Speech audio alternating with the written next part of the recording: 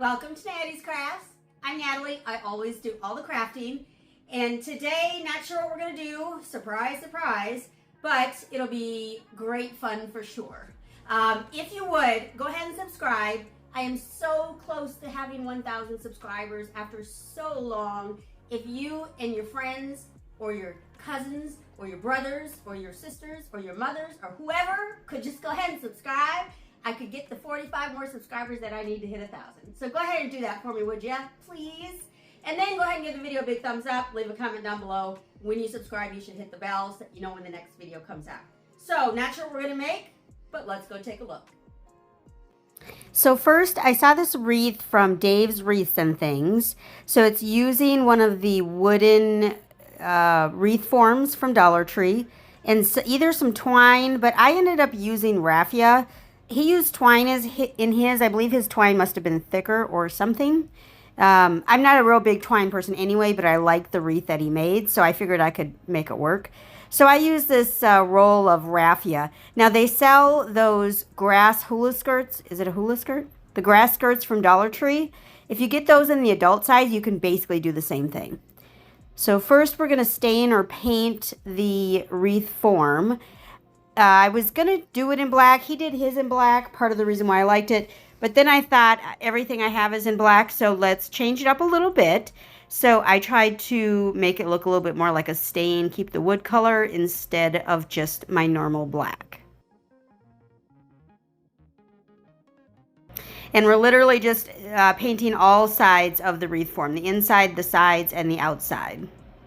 And it is a fairly small, this one is a fairly small ring, but if you get some of the bigger ones, it would be even better if you wanted to hang it on your front door or something like that.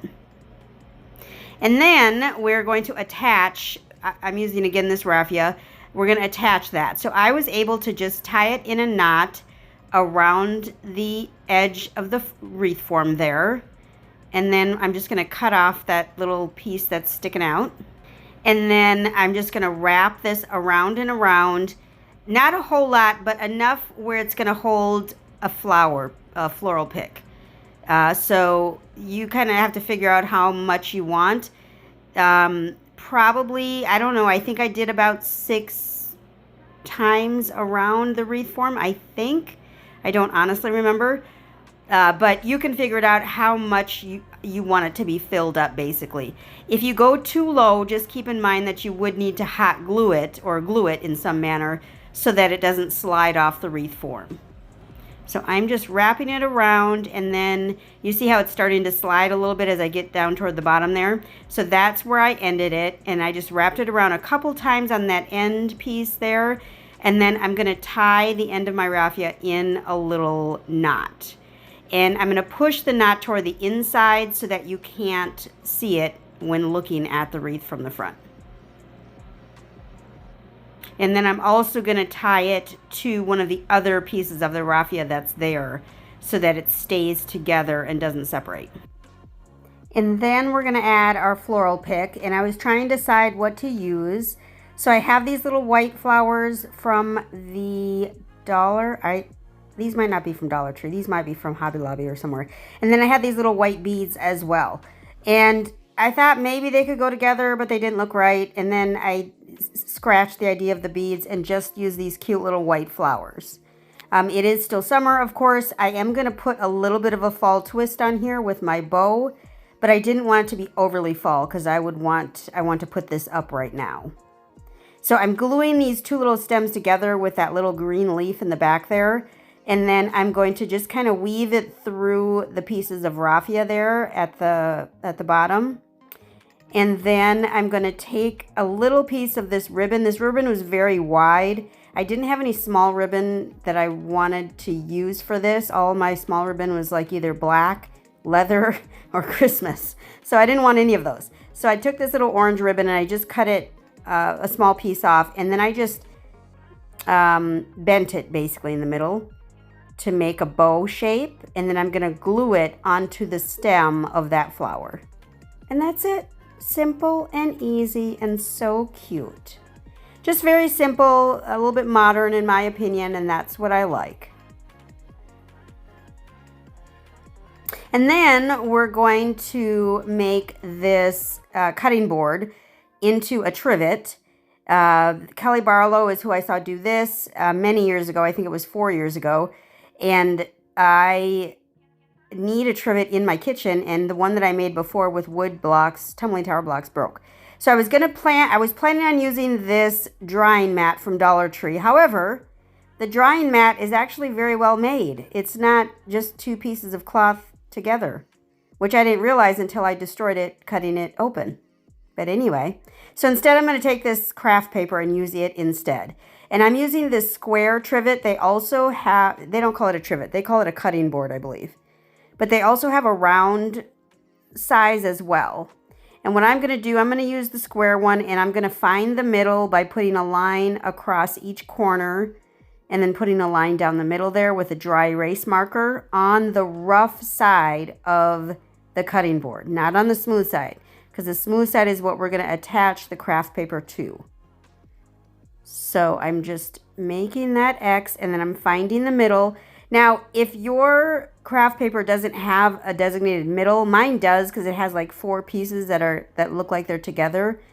So if you don't have that, you don't need to find the middle and all that nonsense. But mine had a clear, distinct middle on the paper, so I needed to measure and do all that. So then we're just going to get out our cutting board, and we're going to cut these pieces down so they're nice and straight and even. And then I'm going to keep the X on there because, again, it's on the front, and we're going to put the paper on the back.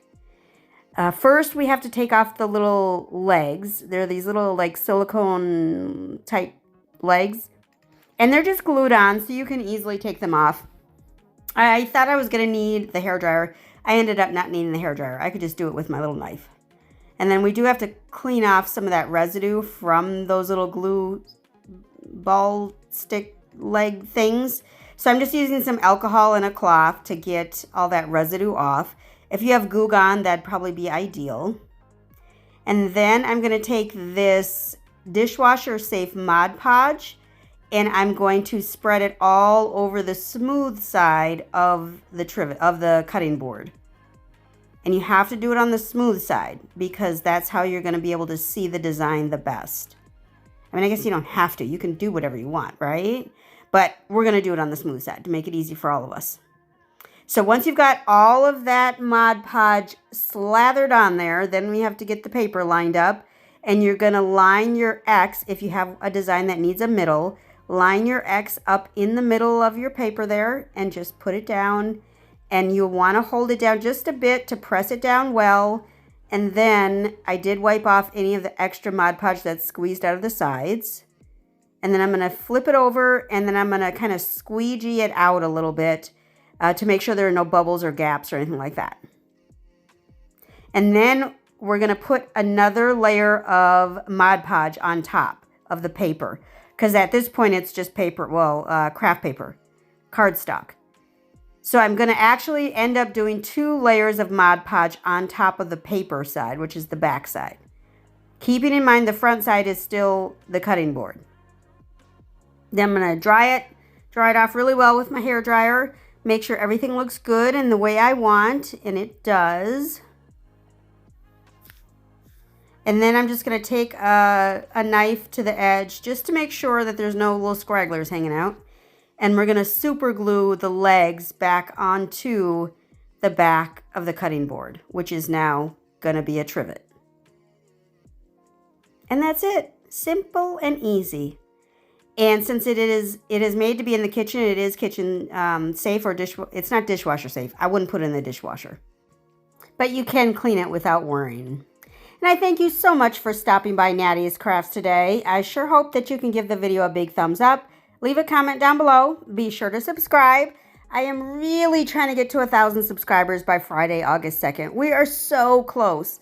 If each of you could just ask 2 of your friends or family members to subscribe, we could do it. I know we could. Can you please help me? I would appreciate it. And do remember to always appreciate today, as tomorrow is never promised. Thanks, y'all. Y'all have a great one.